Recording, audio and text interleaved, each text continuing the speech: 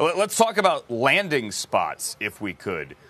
You're making faces. Sure. For Richard Sherman. Ian, where could he go?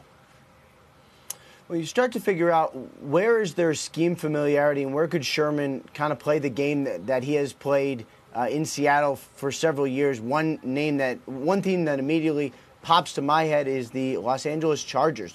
Not saying these teams have interest. I'm just saying scheme-wise, these are teams that would make sense. Of course, they have Gus Bradley, who coached Richard Sherman as defensive coordinator for some years, would have a need at corner, and that would at the very least make some sense.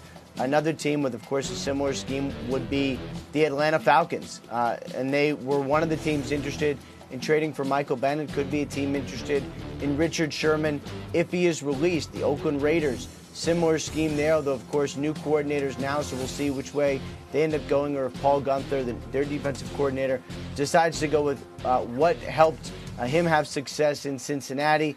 Maybe the Raiders would be another team to consider. Any of those teams that play the similar style to what Seattle did.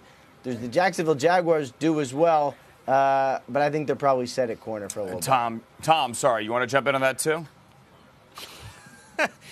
I think that Ian is absolutely correct. The Los Angeles Chargers would be one team with Gus Bradley as their defensive coordinator that you would think certainly, just based on his familiarity with Richard Sherman, makes a lot of sense. The Atlanta Falcons, the scheme they run with Dan Quinn. And, of course, with Bill Belichick in New England, they really adapt their scheme to different personnel. They run a lot of different things. They are very matchup heavy. The one thread that you know with Belichick is he likes smart football players. Richard Sherman absolutely falls in that category, Andrew.